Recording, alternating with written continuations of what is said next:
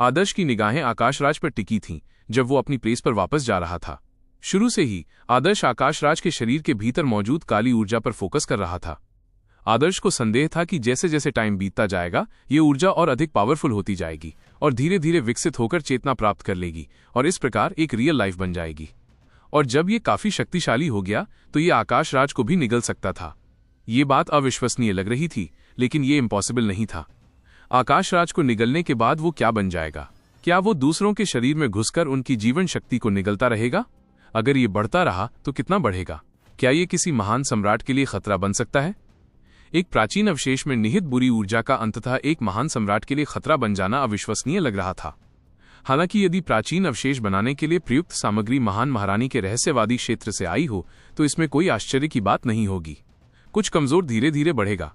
उदाहरण के लिए आदर्श एक साधारण इंसान से बड़ा हुआ है और पॉसिबली भविष्य में एक महान सम्राट से भी बड़ा हो सकता है। ये सोचकर आदर्श ने अपने मन को बैंगनी क्रिस्टल के साथ जोड़ा और अपनी आध्यात्मिक ऊर्जा के साथ आकाशराज के शरीर में गहराई तक एंट्री ली। आदर्श का लक्ष्य निस्संदेह बुरी ऊर्जा थी। अचानक बैंगनी क्रिस्टल की शक्ति से घिर जाने पर उस दुष्ट ऊर्जा को मानो बिजली का झटका लगा हो। वो अचानक आकाशराज के दांतियान में चारों ओर से टकराने लगी और फिर बिना किसी रुकावट के आकाशराज के शरीर और अंगों में प्रवेश कर गई। बुरी ऊर्जा बैंगनी क्रिस्टल की शक्तियों के प्रति बहुत संवेदनशील थी। वो पूरी तरह अलर्ट थी, लेकिन बैंगनी क्रिस्टल की शक्तियों का सामना करने में वो असमर्थ थी। थोड़े संघर्ष के बाद बुरी ऊर्जा धीरे धीरे हार मान गई। आखिरकार वो बैंगनी क्रिस्टल से बच निकलने में असमर्थ रही। उसके शरीर में दुष्ट शक्तियों की असामान्य गतिविधियों ने आकाशराज को भौंचक्का कर दिया। हालांकि उसने अपने पेट में बस थोड़ी सी बेचैनी महसूस की थी और उसे ज्यादा सीरियसली नहीं लिया। हालांकि आदर्श जिस तरह से उसे लगातार घूर रहा था उससे आकाशराज नाराज हो गया था। उसे लगा कि आदर्श उसका मजाक उड़ा रहा है। साले, तूने मेरे साथ जो किया मैं किसी दिन तुझे उसका 100 गुना वापस कर दूंगा। मैं न सिर्फ तेरी साधना को पंगु बना दूंगा बल्कि तुझे नपुंसक भी बना दूंगा और तेरे अंडकोश तोड़कर कुत्तों को खिला दूंगा। आकाशराज का भ्रम यह था कि आदर्श ने मानसिक राक्षस परीक्षण में उसे नपुंसक बना दिया था। हालांकि ये सिर्फ एक भ्रम था और उसकी अपनी कल्पना थी, लेकिन अपनी पुरुष शक्ति खोने के सदमे ने आकाशराज को लगभग पागल कर दिया था। इसमें एक पुरुष के रूप में उसकी गरिमा शामिल थी, इसलिए स्वाभाविक रूप से आकाशराज ने इसका दोष आदर्श पर डाल दिया और उम्मीद जताई कि वो इस घटना को आदर्श पर दोहराएगा। आकाशराज की धमकी पर आदर्श हंस पड़ा। अब उसे आकाशराज की कोई परवाह नहीं थी और वो क्रिस्टल स्तंभ की ओर चल पड़ा। हर किसी को इस क्रिस्टल स्तंभ पर अपना नाम लिखना था, इसलिए आदर्श को इससे कोई फर्क नहीं पड़ता था कि वो ऐसा देर सवेर करता है या नहीं। जैसे ही आदर्श आगे बढ़ा उसने तुरंत कई लोगों का ध्यान आकर्षित किया। ये वही बच्चा है। आकाशराज को अभी अभी नाइट का मूल्यांकन मिला है और अब कोई आगे बढ़ने की हिम्मत नहीं कर रहा। उसमें हिम्मत जरूर है, इसे दुस्साहस नहीं माना जाता। रहस्य लोक का मूल्यांकन बहुत मुश्किल होता है। यहां तक कि मूल्यांकन के मानकों पर खरा न उतरना भी कोई शर्म की बात नहीं है। मुझे लगता है कि अगर आप या मैं ऊपर जाएं तो हम भी मानकों पर खरा नहीं उतर पाएंगे। उनकी नजर में आदर्श की ताकत थोड़ी धुंधली थी। आदर्श भी कुछ कुछ उस सांवले युवक जैसा ही था। दोनों ही देखने में अच्छे नहीं लग रहे थे। वह सांवला युवक अपनी मूर्खता के कारण अप्रिय था तथा आदर्श के लिए उसके इतने सारे स्वर्ग चिन्ह प्राप्त करने पर वे लोग ईर्ष्या के पात्र थे। अगर ज्योति ने इतने सारे स्वर्ग के चिन्ह प्राप्त किए होते तो वे कुछ नहीं कहते, क्योंकि वो बहुत शक्तिशाली थी। मानसिक राक्षसों की परीक्षा में वो उनमें से सबसे लंबे समय तक टिकी रही थी। इसके बारे में सोचकर ही डर लगता था। आदर्श की बात करें तो वो अपनी ऊर्जा दृष्टि के जादू से ही इतनी दूर तक पहुंच पाया था।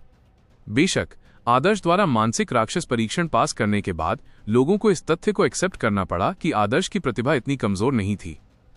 आदर्श के हाथ में अचानक एक लंबी तलवार आ गई। जब तलवार प्रकट हुई तो ब्लेड ने स्वतः ही अपना म्यान बाहर निकाल लिया और ठंडी चमक के साथ आदर्श की हथेली पर वार किया। इतनी अच्छी ब्लेड! कई लोगों ने इस चमकती हुई चमक को महसूस किया। ये तलवार एक बेहतरीन चीज थी। उनमें से आकाशराज की आंखें तुरंत लाल हो गईं। ये उसकी तलवार थी। मानसिक राक्षसों की परीक्षा में आदर्श ने उससे लड़ने के लिए उसकी तलवार का इस्तेमाल किया था। अब आदर्श ने सबके सामने उसकी तलवार निकाली तो आकाशराज का उकसाना स्वाभाविक था। वहां मौजूद बाकी लोगों के चेहरे भी अजीब से हो गए जब उन्होंने आकाशराज की तरफ अपना सिर घुमाया। आकाशराज के चेहरे पर उदासी देखकर उनके अनुमान सही साबित हुए। मैंने पहले ही कहा था कि ये जानी पहचानी लग रही है। ये तो आकाशराज की साथी तलवार है। कुलवंत ने मन ही मन उपहास किया। आकाशराज सचमुच बहुत दुखी है। उसने न सिर्फ लिन परिवार में अपनी बेइज्जती करवाई बल्कि अपनी साथी तलवार भी खो दी। लोगों ने चर्चा में अपनी आवाजें भेजी। इसी समय आदर्श ने क्रिस्टल स्तंभ पर अपना नाम लिख दिया। आदर्श के आयामों में सुरंग बनाने से पहले उसका लेखन न तो अच्छा था और न ही बुरा, वो बस औसत था। हालांकि आयामों में सुरंग बनाने के बाद, खासकर तलवार और कृपाण की कब्रों में एकांतवास में एंट्री लेने के बाद, आदर्श के लिखे शब्द और भी दिव्य लगने लगे। वो तलवार और कृपाण के दाव को अपने प्रहारों में प्रवेश करने से नहीं रोक पाया। हर प्रहार में कृपाण की किरण या तलवार की परछाई का एहसास होता था। उनमें एक दमनकारी औरा थी। जैसे जैसे प्रकाश एकत्रित हुआ, उसने आदर्श के नाम के पीछे प्रकाश के बिंदु उत्सर्जित करना शुरू कर दिया। आदर्श ने रोशनी के बिंदुओं को देखा और बड़ी उत्सुकता से उसका इंतजार कर रहा था। वो जानना चाहता था कि वो किस लेवल पर है। रहस्यवादी क्षेत्र के मूल्यांकन में बैंगनी क्रिस्टल की शक्तियों को शामिल करने की पॉसिबिलिटी नहीं थी, क्योंकि महान साम्राज्ञी रहस्यवादी क्षेत्र बैंगनी क्रिस्टल की उपस्थिति का पता लगाने में असमर्थ थी। तो ये परीक्षा आदर्श की वर्तमान शक्ति और प्रतिभा पर केंद्रित होगी। बेशक आदर्श की वर्तमान शक्ति का एक बड़ा हिस्सा बैंगनी क्रिस्टल से आता है। इस समय हल्के बिंदु धीरे धीरे एक शब्द बना रहे थे। तेज नजर वाला कोई भी व्यक्ति बता सकता था कि वो शब्द क्या है। वह शब्द वास्तव में नाइट है। उनमें से कई ने आश्चर्य से कहा। वे बहुत आश्चर्यचकित थे, क्योंकि आदर्श ने वास्तव में नाइट का मूल्यांकन प्राप्त कर लिया था। वास्तव में मेरी रेटिंग उस बच्चे के समान ही है। आकाशराज बहुत उदास था। रहस्यवादी क्षेत्र का मूल्यांकन बहुत अस्पष्ट था। मजबूत और कमजोर दोनों का स्तर एक जैसा था। वो खुद भी लगभग ग्रैंड मास्टर की उपाधि प्राप्त करने में कामयाब हो गया था। जिन लोगों को मानक पूरा न कर पाने का दर्जा दिया गया था, वे आदर्श को जटिल भावों से देख रहे थे। ये बच्चा उनसे ज्यादा ताकतवर था और वो बस मार्शल आर्ट को गौण रूप से महत्व दे रहा था। उसका एक और प्रोफेशन था, उजाड़ स्वर्ग का गुरु, और जाहिर है उसकी उजाड़ स्वर्ग तकनीक की प्रतिभा बेजोड़ थी। इन सिचुएशंस में आदर्श की पृष्ठभूमि का मजाक उड़ाने का उनके पास क्या रीजन था? क्या ये नाइट है? आदर्श वास्तव में निराश नहीं था। आखिरकार वो अपनी सिचुएशन को अच्छी तरह जानता था। उसने साधना बहुत देर से शुरू की थी और वो मेघवन्य क्षेत्र से आया था। यहां तक कि बात का वैभव, दिव्य साम्राज्य भी स्वर्गयुग दुनिया के बराबर नहीं था। उसने देर से शुरुआत की और उसके पास अपर्याप्त संसाधन थे, इसलिए बैंगनी क्रिस्टल के साथ भी वो अभी भी स्वर्गयुग दुनिया के असली राक्षसों के बराबर नहीं था। हालांकि इस समय आदर्श को अचानक अपने डेंटियन में एक असामान्य हलचल महसूस हुई, क्योंकि उसके डेंटियन से अदूषित और शक्तिशाली शुद्ध यांग ऊर्जा का एक विस्फोट निकला, जो आदर्श के शरीर के हर कोने में प्रवेश कर गया। ओ! आदर्श थोड़ा स्तब्ध रह गया। उसे तो ऐसा भी लगा जैसे उसके शरीर में छिपा हुआ पहलू टोटम सक्रिय हो गया हो, मानो किसी भी क्षण बाहर आ जाएगा। क्या ऐसा हो सकता है कि महान महारानी के अवशेष से मैंने जो शुद्ध यांग ऊर्जा अवशोषित की है, वो अभी तक पूरी तरह अवशोषित नहीं हुई है? आदर्श ने अपने शरीर की अंदर से जांच की और महसूस किया कि उसके शरीर में शुद्ध यांग ऊर्जा का एक हिस्सा छिपा हुआ था, जिसे अभी तक अवशोषित नहीं किया गया था। वहां ये ऊर्जा बहुत अधिक नहीं थी और अब क्रिस्टल स्तंभ के कारण ये स्पष्ट रूप से सामने आ गई। आदर्श को तुरंत समझ आ गया कि इस क्रिस्टल स्तंभ में हर व्यक्ति की छिपी हुई ऊर्जा को जानने की एबिलिटी है। इससे पहले जब आकाशराज क्रिस्टल स्तंभ के सामने खड़ा था, तो उसके शरीर के भीतर की बुरी ऊर्जा क्रिस्टल स्तंभ द्वारा उत्तेजित हो गई थी। किसी साधक की क्षमता को सक्रिय करके क्रिस्टल स्तंभ उसकी प्रतिभा का निरीक्षण कर सकता है तथा मानसिक राक्षस परीक्षण में प्रत्येक व्यक्ति के प्रदर्शन के साथ ये एक समग्र रेटिंग दे सकता है। जब आदर्श के शरीर के अंदर शुद्ध यांग ऊर्जा को क्रिस्टल स्तंभ द्वारा उत्तेजित किया गया, तो उसका शुद्ध यांग शरीर भी उत्तेजित हो गया। क्लाउड वाइल्डनेस में आदर्श की प्रतिभा को सामान्य या यहां तक कि बुरा भी माना जाता था। हालांकि अपने शरीर को शुद्ध यांग शरीर में विकसित करने के बाद आदर्श की प्रतिभा में जबरदस्त बदलाव आया। खासकर जब उसने महान महारानी के अवशेष की शुद्ध यांग ऊर्जा को आत्मसात कर लिया, तो आदर्श का शुद्ध यांग शरीर लगभग बड़ी सफलता के कगार पर था। स्वर्गयुग दुनिया में ऐसा शरीर होना भी काफी दुर्लभ था। जैसे ही आदर्श का शुद्ध यांग शरीर प्रकट हुआ, शब्द नाइट जो लगभग बन गया था, अचानक कांप गया और गायब हो गया। ओह! लोग हैरान रह गए। सबसे पहले उठे राजसी युवक की तरह आदर्श ने भी लगभग एक शब्द बना ही लिया था कि अचानक शब्द टूट गया। आदर्श की सिचुएशन भी उसके जैसी ही थी। हा, कितने अफसोस की बात है। उसमें नाइट कहलाने लायक थोड़ी सी कमी थी, पर वो उससे भी कम पड़ गया। शेंतु परिवार के कबीले की तरफ से आकाशराज का एक अनुयायी हंसा। यदि आदर्श की रेटिंग आकाशराज के समान थी, तो वे अपने शेंतु परिवार के कबीले का चेहरा कहां रख सकते थे? आकाशराज ने भी राहत की सांस ली। उसे अपने दिल में थोड़ा बेहतर महसूस हुआ। इसमें गर्व करने जैसी कोई बात नहीं है, आकाशराज ने ठंडे स्वर में कहा। मैं उस बच्चे से बस एक रैंक ऊपर हूं। इसमें गर्व करने जैसी क्या बात है? ये तो शर्म की बात है। आकाशराज के ऐसा कहते ही कुछ नौकर तुरंत बोल पड़े। बड़े भाई आकाशराज, महान महारानी रहस्यवादी क्षेत्र का मूल्यांकन अस्पष्ट है। हालांकि एक पद का अंतर है, लेकिन ये अपने आप में बहुत बड़ा अंतर है। जैसे ही नौकर ने यह कहना खत्म किया, वो स्तब्ध रह गया। उसने आकाश राज के पीछे लगे क्रिस्टल के खंभे को ऐसे देखा जैसे उसने कोई भूत देख लिया हो। उसका मुंह खुला का खुला था और आंखें चौड़ी हो गई थीं। नौकर की अभिव्यक्ति देखकर आकाश राज को ऐसा लगा जैसे किसी ने उसके दिल पर बेरहमी से मुक्का मारा हो। उसने पलटकर देखा कि क्रिस्टल के खंभे पर आदर्श के नाम के पीछे एक नया शब्द लिखा हुआ था। वह था ग्रैंडमास्टर। ऐसा कैसे हो सकता है? आकाश राज का मन उदास हो गया। आदर्श को ग्रैंडमास्टर का दर्जा मिला, हालांकि यह अभी खत्म नहीं हुआ था। ग्रैंडमास्टर शब्द फिर से जल्दी से धुंधला हो गया। आकाश राज बस राहत की सांस लेने ही वाला था कि यह फिर से नाइट में बदल जाएगा। हालांकि स्ट्रोक्स में बदलाव के क्रम ने आकाश राज का दम घोट दिया। स्ट्रोक्स की संख्या बढ़ती गई क्योंकि ये और भी जटिल होता गया। अब ये नाइट के साधारण स्ट्रोक्स नहीं रह गए थे, बल्कि वास्तव में आत्मा जैसे दिखने लगे थे। आत्मा? इम्पॉसिबल। आकाश राज की आंखें लाल हो गईं। वो शब्द मानो नर्क से निकला कोई राक्षस हो। उसका रंग गहरा रक्त लाल था, मानो उसे लगभग निगल ही गया हो। दूसरे भी दंग रह गए। आत्मा नाइट से 2 रैंक ऊपर था। खासकर जब महान महारानी रहस्यवादी क्षेत्र इतना अस्पष्ट मूल्यांकन दे रही थी, तो रैंक में हर बढ़ोतरी सरप्राइजिंग थी। आत्मा को स्पष्ट होते और आकार लेते देख लोगों ने अपनी सांसें रोक लीं। हालांकि जैसे ही वो बनने ही वाला था, वो ढह गया। बचे हुए प्रकाश बिंदु वापस संघनित होकर ग्रैंड मास्टर बन गए। ये शब्द पहले से ही पूरी तरह से तैयार था। रेखाएं स्पष्ट थीं और ये क्लियर था कि इस पर डिसीजन हो चुका है। Grand master. ये आदर्श का अंतिम परिणाम था। हालांकि जब वो लगभग आत्मा में बदल गया तो लोगों को एहसास हुआ कि आदर्श की प्रतिभा आत्मा तक पहुंचने के लिए लगभग पर्याप्त थी। ये कोई साधारण ग्रैंड मास्टर नहीं था। ये विजन देखकर ज्योति के चेहरे पर आश्चर्य के भाव उभर आए। उसने अपनी खूबसूरत आंखें घुमाकर आदर्श को गौर से देखा।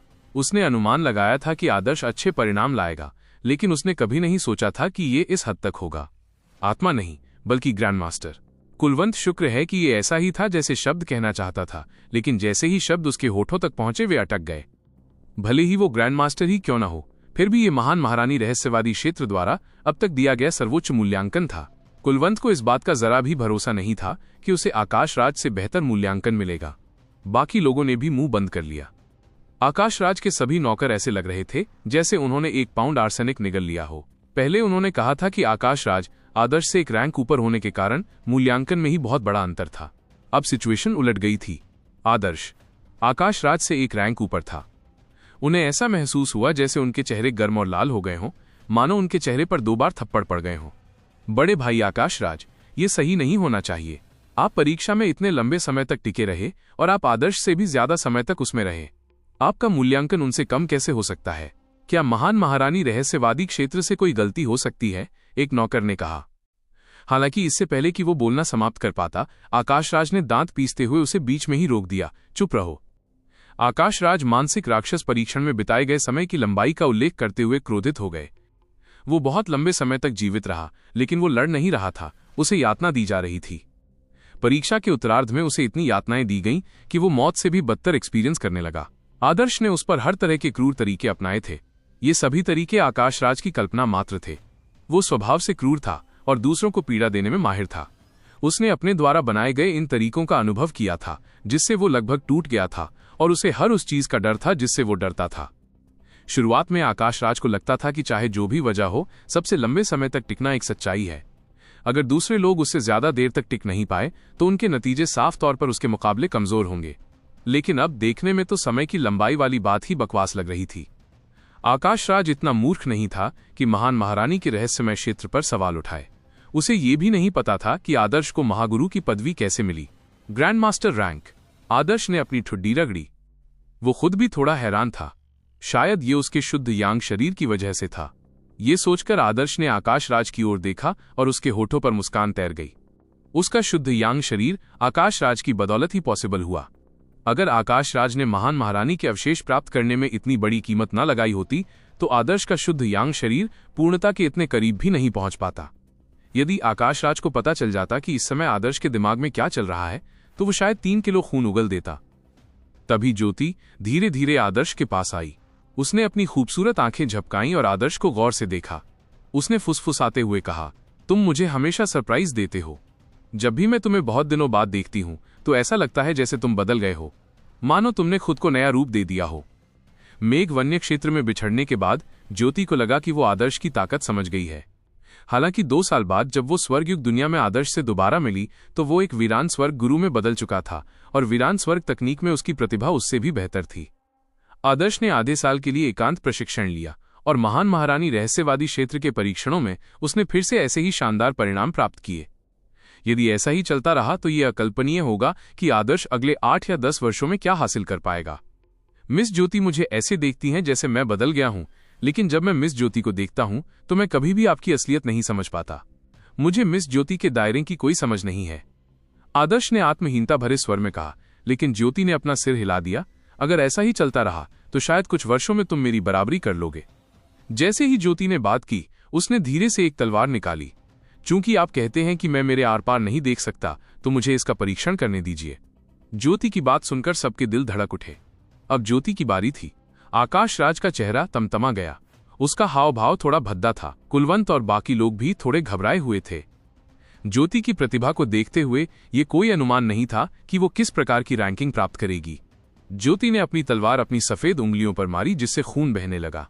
उसकी उंगलियों के एक झटके से वो खून की बूंद मानो किसी आध्यात्मिक तत्व से युक्त हो क्रिस्टल के खंभे पर गिरी और ज्योति का नाम बन गई। नाजुक, कोमल और सुंदर शब्द बिल्कुल उसके जैसे थे। जैसे ही उसने अपना नाम लिखा तुरंत प्रकाश इकट्ठा होने लगा। इस बार शीर्षक का निर्माण बहुत तेजी से हुआ। सबको पता था कि ज्योति में बहुत प्रतिभा है, इसलिए उसका खिताब कोई साधारण बात नहीं थी। बस उन्हें पता नहीं था कि वो क्या है। आदर्श किनारे से देख रहा था। उसने देखा कि खूबसूरत ज्योति उदासीन लग रही थी, मानो उसे आने वाले मूल्यांकन की कोई परवाह ही नहीं थी। वो दूसरों की तरह न तो उदास दिख रही थी और न ही खुश। उनका स्वभाव ऐसा था कि बहुत कम लोग उनकी प्रतिभा की बराबरी कर पाते थे। ये शब्द तेजी से विकसित हुआ। चूंकि ज्योति के शरीर में कोई छिपी हुई ऊर्जा नहीं थी, इसलिए ज्योति के लिए शब्द में आकाश राज या आदर्श जैसे कोई बीच में बदलाव नहीं हुए। ये सीधे मुद्दे पर आ गया। अवशेष की प्रकाश किरणें धीरे धीरे जटिल पैटर्न में संघनित होती गईं तथा ये अधिक स्पष्ट और क्लियर होता गया। वो है, लोग अपनी सांसें रोककर अपनी आंखें पूरी तरह खोलने की कोशिश कर रहे थे। आत्मा, वो शब्द जो किसी के रेटिना में जल गया, नाम के पीछे दिखाई दिया। ज्योति, वो असल में एक आत्मा है। ग्रैंड मास्टर से एक रैंक ऊपर, गले ऊपर नीचे हो रहे थे। ये अद्भुत था। आदर्श का परिणाम पहले से ही काफी अद्भुत था, लेकिन ज्योति ने आदर्श को पीछे छोड़ दिया। ऐसा क्यों हो रहा था? ये आकलन तो बहुत ज्यादा अतिशयोक्तिपूर्ण था। लोग उन पर भारी आघात महसूस कर सकते थे। उनमें से कई तो नाइट भी नहीं थे। स्वर्गयुग दुनिया में प्रथम श्रेणी के प्रतिभाशाली होने के बावजूद उनके बीच इतना बड़ा अंतर क्यों था? इसके अलावा लोग जानते थे कि ज्योति की प्राकृतिक रूप से समाप्त होने वाली मेरिडियन थी। अगर उसकी प्राकृतिक रूप से समाप्त होने वाली मेरिडियन के साथ उसका मूल्यांकन पहले से ही इतना भयानक था, तो जब उसकी प्राकृतिक रूप से समाप्त होने वाली मेरिडियन जुड़ जाएंगी तो वो कितनी दूर तक जा सकती है? उसे प्राचीन महान महारानी की तरह एक भयानक अस्तित्व बनने से कोई नहीं रोक सकता था। वे केवल महान महारानी के रहस्यमय क्षेत्र की खोज कर रहे थे। चूंकि वे पर्याप्त शक्तिशाली नहीं थे, इसलिए वे ज्यादा खोजबीन नहीं कर सकते थे। हालांकि ज्योति भविष्य में इस महान महारानी के रहस्यमय क्षेत्र जैसी एक विरासत भूमि भी बना सकती हैं। ये अंतराल अवर्णनीय था। जब आदर्श ने ये परिणाम देखा तो वो चिंतित और चकित रह गया। उसने हृदय से कहा, बधाई हो मिस ज्योति। प्राचीन महान महारानी के मानकों के बावजूद आपकी प्रतिभा उनकी नजर में अलग है। मैं मूल रूप से महान महारानी के रहस्यमय क्षेत्र में आपकी प्राकृतिक रूप से समाप्त हो चुकी मेरिडियन का इलाज खोजने में आपकी मदद करने के बारे में सोच रहा था। हालांकि अब लगता है कि आप अकेले ही पर्याप्त हैं। ज्योति ने धीरे से अपना सिर हिला दिया। आदर्श, तुम्हें नहीं पता कि मानसिक राक्षसों की परीक्षा में मुझे क्या अनुभव हुआ। हो सकता है कि मैंने ऐसा मूल्यांकन पाने के लिए कोई चाल चली हो। दरअसल मेरी मौजूदा प्रतिभा काफी नहीं है। आप जानते हैं, इस क्रिस्टल स्तंभ की 6 रेटिंग है। अब मैं पीछे से सिर्फ तीसरे स्थान पर हूँ। ऊपर अभी भी डैश, ऋषि डैश, सूरा डैश और डैश कैनोनिकलाइज्ड गॉड डैश हैं। ये ऐसे अस्तित्व हैं जो मेरी कल्पना से परे हैं। प्राचीन महान महारानी की विरासत शायद आखिरी से तीसरे स्थान पर किसी को नहीं दी जाएगी और उस परिणाम वाले किसी व्यक्ति को शायद उत्तराधिकारी नहीं बनाया जाएगा। अंतिम से तीसरे स्थान पर होना बहुत बुरा लग रहा था। इससे आदर्श को आश्चर्य हुआ कि किस प्रकार के लोगों को शूरा या कैनोनाइज्ड गॉड का दर्जा दिया जा सकता था। ज्योति की प्रतिभा आदर्श ने अब तक जितने भी लोगों को देखा था उनमें सबसे ज्यादा थी। इसके अलावा वो मार्शल आर्ट के प्रति दृढ़ और समर्पित थी। हालांकि वो सिर्फ एक आत्मा थी। इतिहास की किताबों में प्राचीन महान महारानी का सिर्फ वर्णन ही था। उनके शक्तिशाली होने का वर्णन तो था, लेकिन उनके भयंकर होने का कोई संदर्भ उपलब्ध नहीं था। ऐसा इसलिए था क्योंकि प्राचीन महान महारानी निर्विवाद रूप से अपनी पीढ़ी की सर्वश्रेष्ठ महिला थीं। कोई भी उनकी बराबरी नहीं कर सकता था। अब ईश्वरीय आगमन मीनार के मानकों का उपयोग करते हुए आदर्श बता सकता था कि प्राचीन महान महारानी इतिहास की किताबों में उनके बारे में दिए गए सबसे चरम वर्णनों से कहीं अधिक शक्तिशाली थीं। उनकी शक्ति शायद स्वर्गयुग दुनिया की समझ से कहीं अधिक थी। ज्योति के बाद कई लोग मूल्यांकन के लिए गए। आदर्श जैसे छुपे हुए मूल्यांकन और ज्योति के अतिरंजित मूल्यांकन के बाद कुछ लोगों को अभी भी उम्मीद की एक किरण थी कि शायद उन्हें सौभाग्य से उच्च मूल्यांकन मिल जाए। हालांकि वे सभी निराश थे। ज्योति के बाद महान महारानी रहस्यवादी क्षेत्र ने अपनी कठोरता फिर से शुरू कर दी। बड़ी संख्या में लोगों ने निम्नलिखित मूल्यांकन प्राप्त किए, लक्ष्य को प्राप्त करने में असफल। कुलवंत जैसे व्यक्ति, जो अपने गौरव को बहुत महत्व देते थे, क्रिस्टल स्तंभ तक घबराहट के साथ तभी गए जब अधिकांश प्रतिभागियों ने अपना मूल्यांकन पूरा कर लिया। एक अत्यंत अभिमानी व्यक्ति के लिए ये एक महान मनोवैज्ञानिक परीक्षण था कि वो एक ऐसी परीक्षा को पूरा करे जिसमें उसे ज्यादा विश्वास नहीं था और जो दूसरों के सामने थी। कुलवंत ने अपना नाम लिखने के लिए अपनी उंगली काटने से पहले कुछ गहरी सांसें लीं। हालांकि कोई चमत्कार नहीं हुआ। कुलवंत को नाइट मूल्यांकन प्राप्त हुआ। नाइट पाठ को देखकर कुलवंत को अवर्णनीय भावनाएं हुईं। आकाशराज की स्थिति को देखते हुए वो ज्यादा से ज्यादा एक नाइट था, क्योंकि आकाशराज की तुलना में उसकी प्रतिभा कमजोर थी, इसलिए मूल्यांकन उचित था। हालांकि कुलवंत को इसे एक्सेप्ट करना मुश्किल लगा, क्योंकि आदर्श, जिसे वो अतीत में तुच्छ समझता था, की तुलना में ये निराशाजनक था। कुलवंत के अलावा पैंथर लेडी और पीठ पर बड़ा बैग लटकाए उस युवक जैसे लोगों को भी नाइट का दर्जा मिला। हालांकि जैसे ही मूल्यांकन लगभग पूरा हुआ, एक घटना घटी। 2 लोगों को ग्रैंडमास्टर प्राप्त हुआ। ये दोनों लोग साथ साथ ऊपर गए थे और साफ तौर पर साथी ही थे। उन्होंने धूसर रंग के लंबे वस्त्र पहने हुए थे, जिन पर रक्त लाल अर्धचंद्राकार कढ़ाई की गई थी। हालांकि ज्यादातर लोग इस बात को लेकर अनिश्चित थे कि ये लोगों किस गुट का प्रतीक है। एक और ग्रैंडमास्टर, और वो भी 2। ये दोनों कहां से आ गए? लोग घबरा गए। उनके बीच सचमुच तरह तरह के छिपे हुए ड्रैगन थे। 2 अनजान लोगों ने ग्रैंडमास्टर का दर्जा हासिल कर लिया था। वे ज्योति की भौहें ऊपर उठ गईं जब उसने उन्हें अजीब नजर से देखा। एक नजरिए से ग्रैंडमास्टर का मूल्यांकन प्राप्त करना कोई आश्चर्य की बात नहीं थी। अगर आकाशराज को आदर्श ने परेशान नहीं किया होता तो उसे निश्चित रूप से ग्रैंडमास्टर का मूल्यांकन प्राप्त होता। हालांकि एक ही गुट के 2 अज्ञात मूल के लोगों से लगातार 2 ग्रैंडमास्टर मूल्यांकन प्राप्त होना अजीब था। आदर्श, मुझे लगता है कुछ गड़बड़ है, ज्योति ने अपनी आवाज सुनाई। आदर्श थोड़ा लड़खड़ाया, क्योंकि उसे भी यही लग रहा था। महान साम्राज्ञी के रहस्यमय क्षेत्र का ये उद्घाटन मानो किसी कुंड में फेंके गए भारी पत्थर जैसा था, जिसने कुंड की गहराई में छिपे अजगरों और सांपों को व्याकुल कर दिया था। ऐसा लग रहा था मानो अजगरों और सांपों के बीच कोई उत्पात मचा हुआ हो।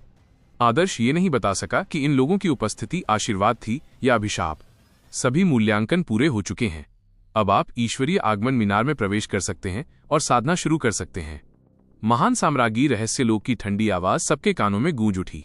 उसी समय स्फटिक स्तंभ भी धीरे धीरे जमीन में धंस गया और काले पत्थरों वाला चौकोर फिर से स्थापित हो गया। Boom boom boom. जैसे ही ईश्वरीय आगमन मीनार का प्रवेश द्वार धीरे धीरे खुला, एक धीमी नीरस आवाज गूंजी। ये दृश्य देखकर लोगों की सांसें थम गईं। जैसे ही पत्थर का दरवाजा खुला, ऐसा लगा जैसे किसी दूसरी दुनिया का दरवाजा खुल गया हो। एक विशाल रहस्यमयी आभा प्रवेश द्वार से बाहर निकल रही थी। ऐसा लग रहा था मानो पत्थर के दरवाजे से गुजरने पर प्रतिभागियों को सभी प्रकार के महान दाव और समझ तक पहुंच मिल गई हो। लोगों को शक था कि ईश्वरीय आगमन मीनार प्राचीन महारानी द्वारा छोड़ा गया कोई विशाल खजाना है। किसी को नहीं पता था कि अंदर क्या है। सभी लोग उत्सुकता से भरे हुए थे, क्योंकि वे ईश्वरीय आगमन मीनार में प्रवेश करने वाले थे। आखिरकार ये साधना का दौर था। महान साम्राज्ञी का रहस्यमय क्षेत्र उन्हें साधना के संसाधन प्रदान कर सकता था।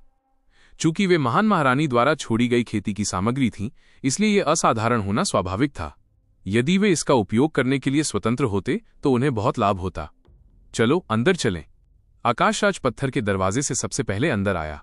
वो अब काले पत्थरों वाले चौक पर खड़ा नहीं रहना चाहता था। वो ईश्वरीय आगमन मीनार में साधना करने और साधना के माध्यम से खुद को सिद्ध करने के लिए उत्सुक था।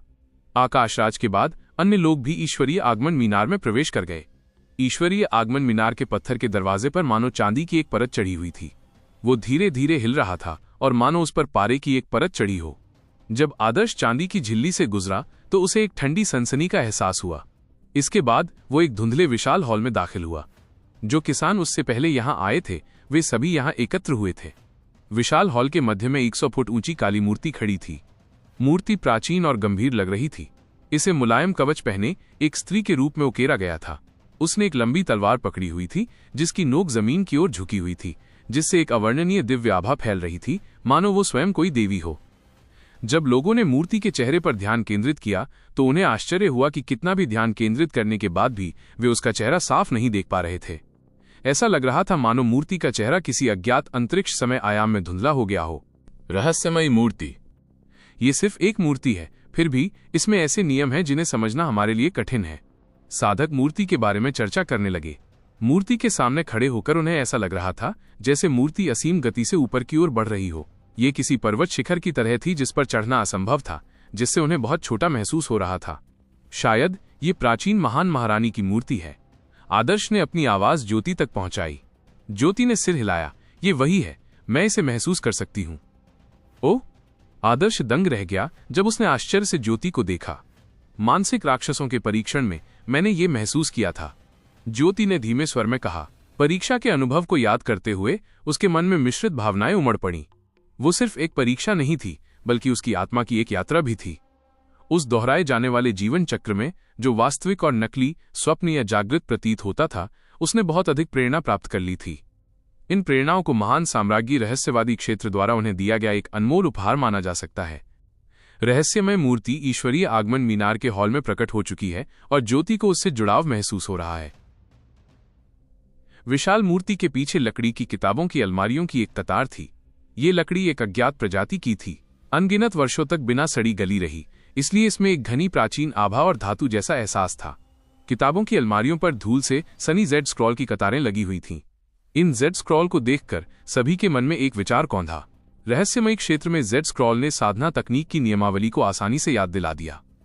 यदि वे प्राचीन महान महारानी द्वारा छोड़ी गई साधना तकनीक की नियमावली होती तो उनका मूल्य कल्पनीय होता। हालांकि सबकी नजरों के बावजूद किसी की भी जल्दबाजी में आगे बढ़ने की हिम्मत नहीं हुई। उन्हें किसी भी पॉसिबल प्रतिबंध की चिंता थी। हालांकि किताबों की अलमारियों के सामने खड़े होने पर भी कोई बदलाव नहीं आया। कुछ लोगों ने हिम्मत जुटाई और एक जेड स्क्रॉल उठाया। जब उन्होंने ध्यान से उसमें अपना मन लगाया तो उसकी विषय वस्तु देखकर वे बहुत निराश हुए।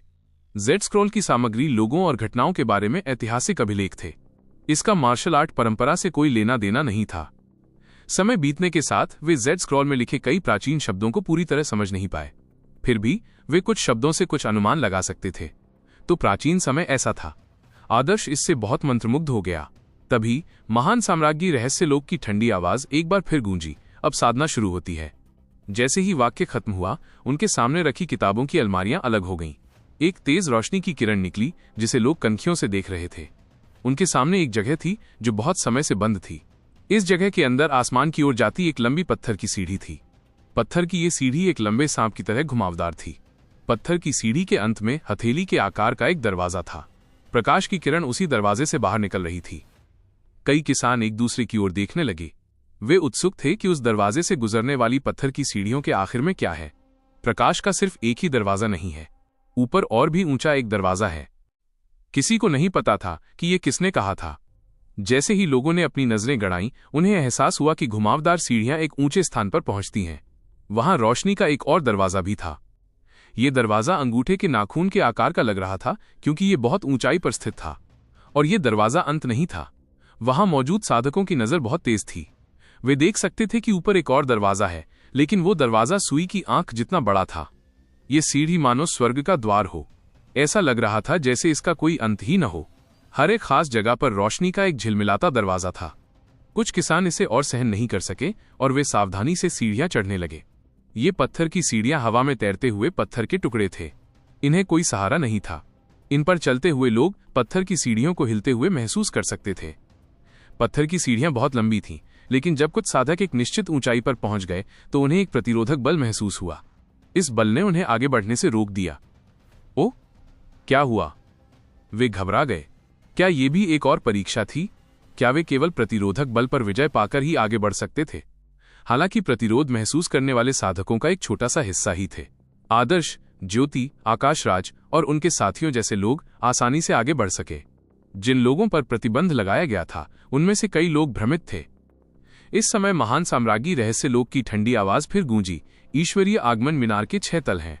तल जितना ऊंचा होगा, साधना के उतने ही अधिक अवसर होंगे। यदि आप ईश्वरीय आगमन मीनार में प्रवेश करना चाहते हैं या उच्च स्तर तक पहुंचना चाहते हैं, तो आपको ईश्वरीय आगमन मीनार की मान्यता प्राप्त करने की आवश्यकता है। ये पहचान आपकी साधना के परिणामों से आएगी, या ये आपके मानसिक दानव परीक्षण के मूल्यांकन से आएगी। जिन साधकों ने नाइट का मूल्यांकन प्राप्त किया है वे सीधे ईश्वरीय आगमन मीनार की पहली मंजिल में प्रवेश कर सकते हैं। जिन साधकों ने ग्रैंड मास्टर का मूल्यांकन प्राप्त किया है वे दूसरी मंजिल में प्रवेश कर सकते हैं। जिन साधकों ने आत्मा का मूल्यांकन प्राप्त कर लिया है वे सीधे तीसरी मंजिल में प्रवेश कर सकते हैं। और इसी तरह जब प्रतिभागियों ने ये सुना तो वे अचंभित रह गए।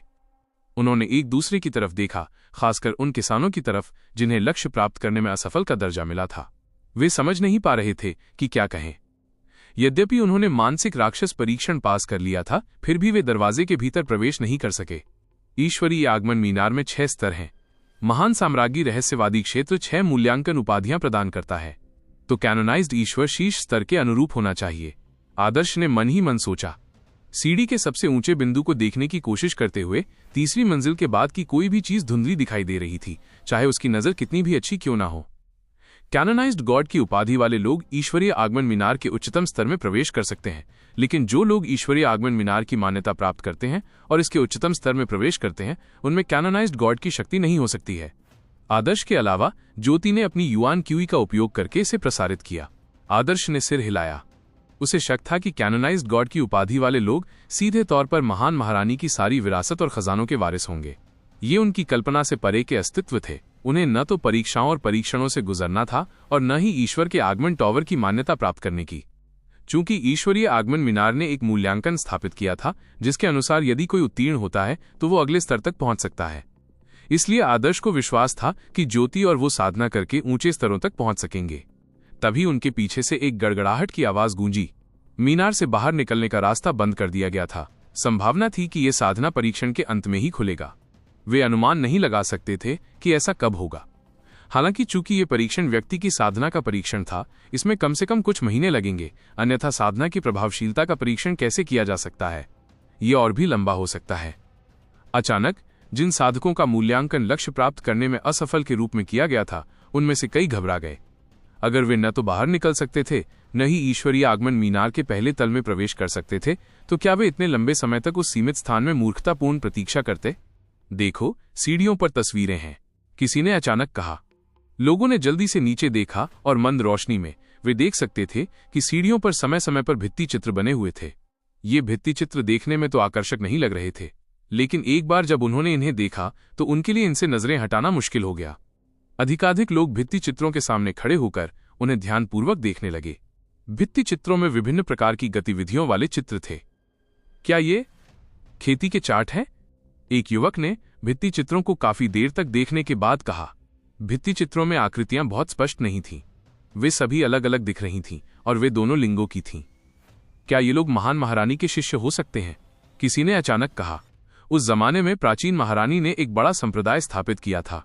उस संप्रदाय का क्या हुआ, इसका कोई स्पष्ट विवरण किताबों में नहीं मिलता। चूंकि ये एक संप्रदाय था, इसलिए निश्चित रूप से कई शिष्यों की भर्ती की गई होगी। ये शिष्य प्राचीन महारानी के निजी शिष्य तो नहीं रहे होंगे, लेकिन हो सकता है कि उन्होंने प्राचीन महारानी से कुछ सीखा हो। ईश्वरीय आगमन मीनार अब आधिकारिक तौर पर शुरू हो गया है और मूल्यांकन के आधार पर प्रवेश योग्यताएं निर्धारित की गई हैं। आदर्श और ज्योति ऊपरी तलों पर जा रहे हैं, जबकि बाकियों के लिए सीढ़ियां ही साधना का स्रोत हैं।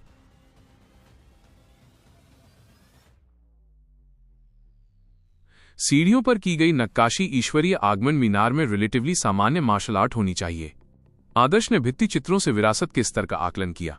एक बड़े संप्रदाय के लिए मुख्य शिष्यों की विरासत के अलावा दुनिया भर से प्राप्त सभी प्रकार की मार्शल आर्ट मौजूद थीं। इन युद्ध कलाओं की साधना से भले ही कोई उज्ज्वल भविष्य न मिले, लेकिन सामान्य परिस्थितियों में ये एक संप्रदाय की संपत्ति का संचयन होता था, फिर इसे बाहरी संप्रदाय के अनुयायियों में बांट दिया जाता था। आदर्श ने सरसरी निगाह डाली। उसे लगा कि भित्ति चित्रों पर अंकित मार्शल आर्ट का उनके लिए एक खास महत्व है।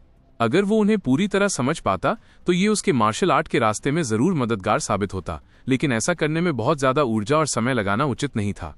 ईश्वरीय आगमन मीनार में परीक्षण व्यक्ति की साधना गति की परीक्षा थी। आदर्श सीमित समय में बहुत अधिक प्रगति प्राप्त करने के बारे में सोच रहा था ताकि वो उच्चतर पद प्राप्त कर सके। महान महारानी का रहस्यवादी क्षेत्र एक परीक्षा था, लेकिन यह अवसरों की भूमि भी थी। महान साम्राज्ञी के रहस्यमय क्षेत्र में प्रवेश करने वाले ये कुलीन लोग यहां अवसरों की तलाश में थे, और जिस ईश्वरीय आगमन मीनार में वे थे वो वहां उपस्थित सभी साधकों के लिए एक पॉसिबल अवसर था। आदर्श का विचार इस अवसर का अधिकतम लाभ उठाने का था। आदर्श अकेला ऐसा नहीं सोच रहा था, कई लोगों के भी ऐसे विचार थे। जिन लोगों को नाइट की उपाधि नहीं मिली थी, वे इस बात पर विचार कर रहे थे कि सीढ़ियों पर बने भित्ति चित्रों की जानकारी कैसे प्राप्त करें ताकि उन्हें ईश्वरीय आगमन मीनार में प्रवेश करने का अवसर मिल सके। जिन लोगों को नाइट की उपाधि मिली थी, वे टॉवर में उच्च स्तर तक पहुंचने की अपनी संभावनाओं के बारे में सोच रहे थे। आकाशराज और कुलवंत जैसे लोग आदर्श और ज्योति को घूर रहे थे। वे शुरुआती लाइन पर ही उन दोनों से हार चुके थे। इस परीक्षा में अच्छे परिणाम पाने के लिए उन्हें उस मीनार के स्तर तक पहुंचना था जिस पर वे थे। चलो पहले स्तर पर चलते हैं, आकाशराज ने हाथ हिलाया। शेंतु परिवार के कुछ लोग जिन्हें नाइट की उपाधि मिली थी, आकाशराज के पीछे पीछे पहली मंजिल पर सीढ़ियों के अंत में रोशनी वाले दरवाजे की ओर चल पड़े। कुलवंत और उनके साथी भी उनके पीछे पीछे चल रहे थे। वे भी परखना जानते थे। वे इन सीढ़ियों पर ज्यादा समय बर्बाद नहीं करना चाहते थे। असफलताओं के कारण पीछे छूटी मूल विरासत पर शोध करने में ज्यादा ऊर्जा खर्च करना उचित नहीं था। सबके मन में एक जैसे विचार थे। उनके कदम तेज और तेज होते जा रहे थे। कई लक्ष्य प्राप्त न कर पाने वाले साधक उन्हें ईर्ष्या से देख रहे थे जब वे प्रकाश के द्वार की ओर बढ़ रहे थे। जिन लोगों को बाहर कर दिया गया था, वे भी विभिन्न गुटों के गौरवशाली स्वर्गीय बच्चे थे। उन्होंने इतनी आसानी से हार नहीं मानी और भित्ति चित्रों पर शोध करने के लिए हर पल का पूरा लाभ उठाया। आदर्श, चलो हम भी चलते हैं, ज्योति ने धीरे से कहा। जब से वो आदर्श से दोबारा मिली है, दोनों ने जोड़ी बना ली है। शुरुआत में आकाशराज इस बात से बहुत नाराज हुआ क्योंकि ज्योति लगभग उसकी औरत बन चुकी थी। हालांकि कुछ समय बाद आकाशराज ने हार मान ली। वो गुस्सा नहीं कर सकता था, वरना गुस्से से उसकी मौत हो जाती।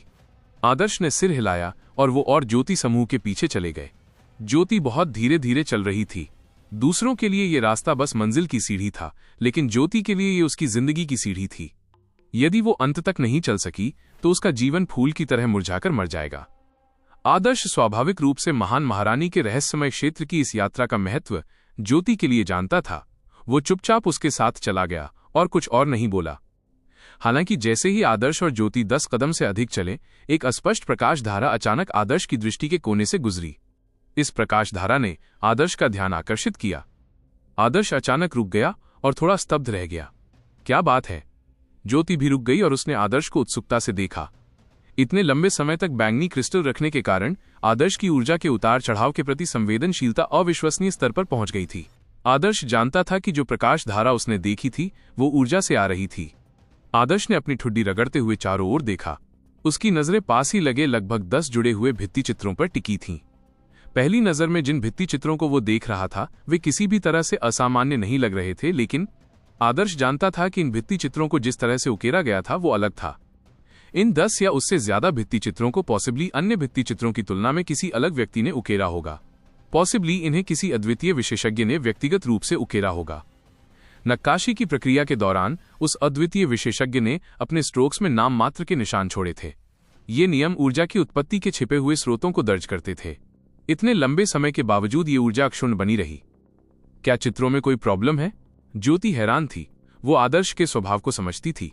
आदर्श बेमतलब की बातों का बतंगड़ नहीं बनाता। जिस भित्ति चित्र ने उसे रोका वो निश्चित रूप से कुछ असामान्य था। शायद आदर्श को यकीन नहीं था। महान महारानी का रहस्यमय क्षेत्र बहुत जटिल था।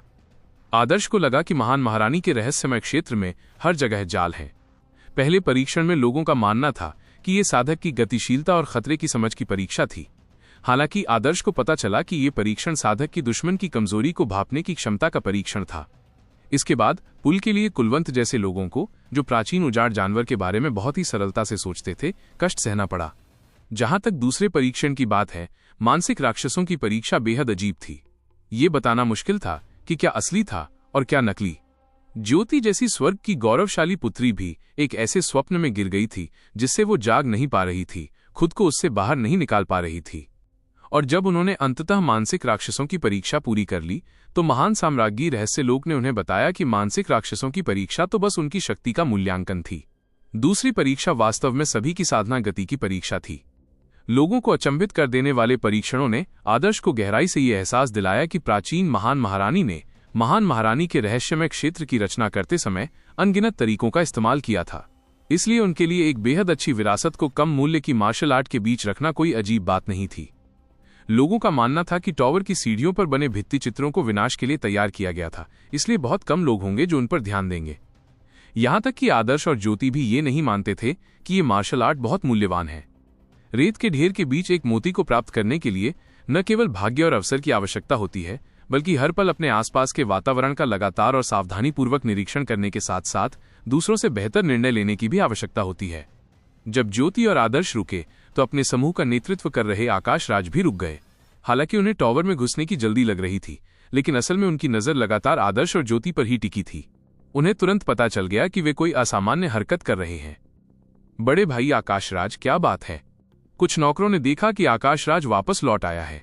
उन्होंने भी मुड़कर देखा कि आदर्श और ज्योति रुक गए थे, मानो कुछ खोज रहे हों। उन दोनों बेवकूफों ने तो अपनी नाकामियों के लिए सीढ़ियों पर बने भित्तिचित्रों को देखना शुरू कर दिया। वे तो ऐसे छोटे मोटे फायदों का भी लालच करते हैं।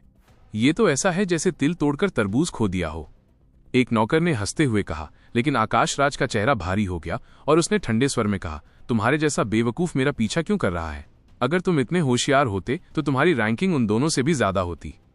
आकाश राज से अच्छी डांट मिलने के बाद नौकर का गला रुंध गया और उसने एक शब्द भी कहने की हिम्मत नहीं की। जाओ देखो, देखो वो छोटा सा बदमाश उस सीढ़ी पर क्या खोज रहा है। आकाश राज असल में खुद जाना चाहता था, लेकिन वो जाने के लिए अपना चेहरा नीचे नहीं कर पा रहा था। इसलिए उसने एक नौकर को जांच करने का निर्देश दिया। इस तरह वो अपनी इज्जत भी बचा सकता था और नुकसान भी नहीं उठा सकता था।